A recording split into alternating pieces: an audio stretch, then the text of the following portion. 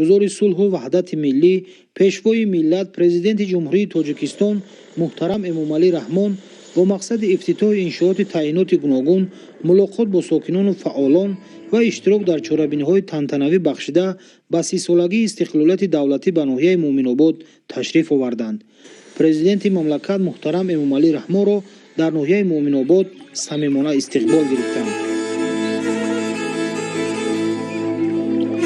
4 اکتبر اساسگزار صلح و وحدت ملی پیشوای ملت پرزیدنت جمهوری تاجیکستان محترم امامعلی رحمان از جریان برقرارسازی تاگزار در موضع زرتپه دهاتی دهی بلند شناس شدند. در موضع زرتپه سرور دولت محترم امامعلی رحمان نخست بینای نوی باشگاه صحرایی را مورد استفاده قرار دادند. انشاءات مذکور دارای 4 تالار و آشخانه بوده برای استراحت و فراغت کارگران و متخصصان پیش بینی شده است. میدان تاگزار در موضع زرتپه که زیاده از 140 گکتار را تشکیل می‌دهد، در اینجا خواجگیداران نوهای سرحاصل محلی انگوری با اقلیم منطقه مطابق را پرورش می‌نمایند.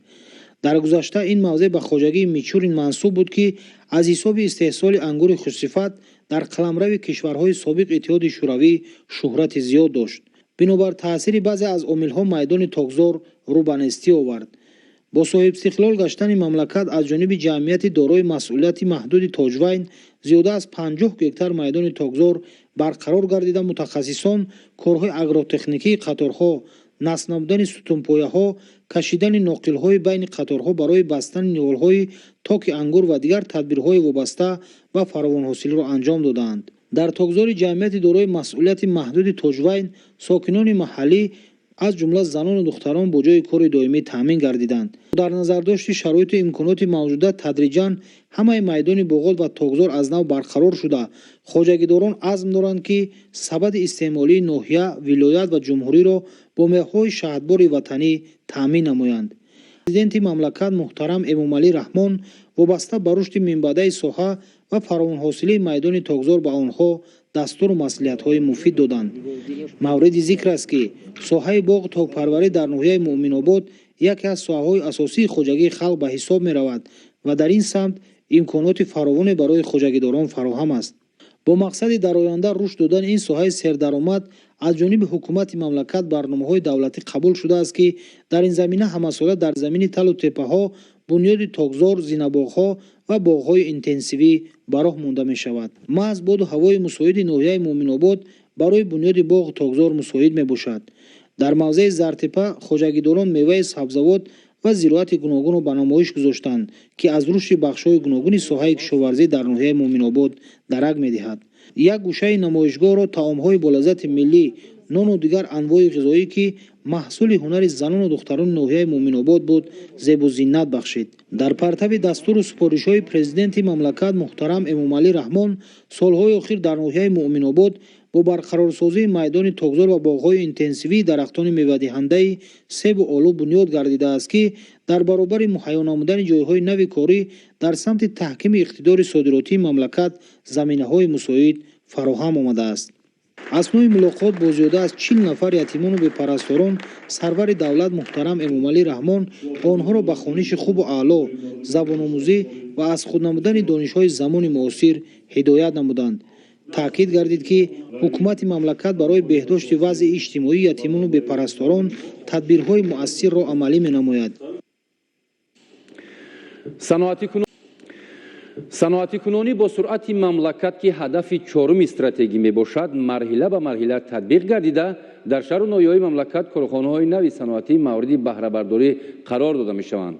امروز با اشتراک اساسگزاری صلح و وحدت ملی پیشوای ملت پرزیدنت جمهوری تاجیکستان محترم امامعلی رحمان در دهه شهری نوی ناحیه مومن‌آباد کارخانه مشترک شربت براری افتتاح کرده شد. خط تکنولوژی کارخانه مشترک شربت براری از ایتالیا دسترس گردیده محصولات استحصال گردیده آن دارای صفت بلند و با استانداردهای جهانی جوابگو است.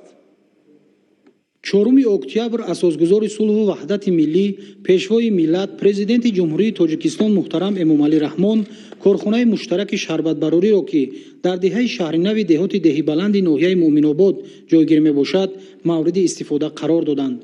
корхонаи мазкур аз ҷониби коргарону мутахассисони ҷамъияти дорои масъулияти маҳдуди тоҷвайн дар масоҳати 3,5 гектар бунёд гардида бо технологияи муосири истеҳсолӣ муҷаҳҳаз мебошад. хатти технологии корхонаи муштараки шарбатбарорӣ аз Италия дастрас гардида маҳсулоти истеҳсолгардидаи он дорои сифати баланд ва ба стандартҳои ҷаҳонӣ ҷавобгӯ аст. дар ҳудуди корхонаи мазкур як бинои барҳавои истеҳсолӣ, биноҳои маъмурӣ ва амборҳои нигаҳдории ашёи хом бунёд гардида роҳҳои дохили он мунфарш карда шудааст. дар рафти корҳои сохтмонӣ зиёда аз 150 нафар сохтмончиён ба кор ҷалб гардиданд. иқтидори истеҳсолии корхонаи муштараки шарбатбарорӣ дар як соат коркарди зиёда аз 10 тонна ангур буда, оянда ин нишондод бо дар назардошти имконоти мавҷуда зиёд карда мешавад. як корхонаи калони масалан ба стандартҳои ҷаҳонӣ ва европоӣ ҷавобгӯ сохта шуд дар муддати камтар аз як сол. вазири давлат муҳтарам Эмомалӣ Раҳмон зимни шиносоӣ аз фаъолияти хатти нави технологӣ дар корхонаи мазкур ва истеҳсоли маҳсулоти рақобатпазири содиротӣ ва соҳибкорон ҷиҳати саҳмгузорӣ дар рушди иқтисоди миллӣ изҳори миннатдорӣ карданд. имконоти дастрасии корхонаи шарбатбарорӣ бо ашёи хом баробари барқарорсозии майдони тогзори нав бештар гардид. корхонаи муштараки тоҷвайн дар асоси яке аз ҳадафҳои стратегии миллии саноатикунонӣ бо сурати мамлакат ба ҷашни 30-солагии сурати давлатии ҷумҳурии Тоҷикистон ба истифода дода шуда. дар саҳн ва атрофи корхонаи муштараки шарбатбарорӣ бо истифода аз шароити мусоид дар майдони 0-140 гектар боғи гелос ва дар 1 гектар боғи сиёҳолӯ бунёд карда шудааст. мавриди зикр аст ки дар давраи соҳибистиқлолӣ бо дастгириҳои бевоситаи пешвои муаззами миллат муҳтарам Эмомалӣ Раҳмон дар доираи татбиқи босамари ҳадафи чоруми миллӣ саноатикунонӣ бо суръати кишвар соҳибкорон дар бунёди корхонаҳои нави саноатӣ фаъолона саҳм мегузоранд.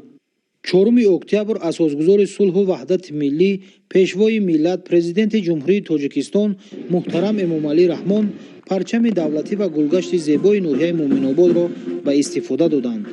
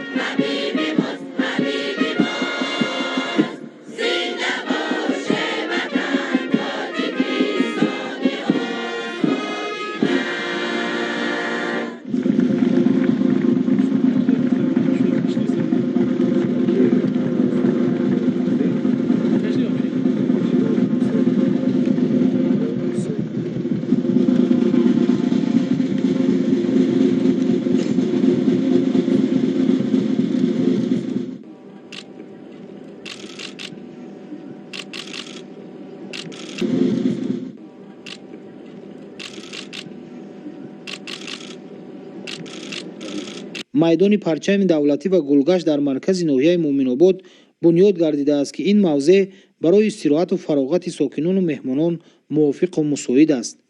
баландии сутунпояи парчами давлатӣ дар ноҳияи Муъминобод 45 метрро ташкил дода, аз тарафи коргарону мутахассисони ҷамъияти дорои масъулияти маҳдуди ҳасанбегӣ бунёд гардидааст. майдони парчами давлатӣ дар масоҳати 0,60 гектар бунёд ёфта, дар саҳн ва атрофи он 320 бех ниҳоли дарахтони гуногуни ҳамешасабзу ороишӣ ва гулу буттаҳои зебою нодир шинонида шудааст.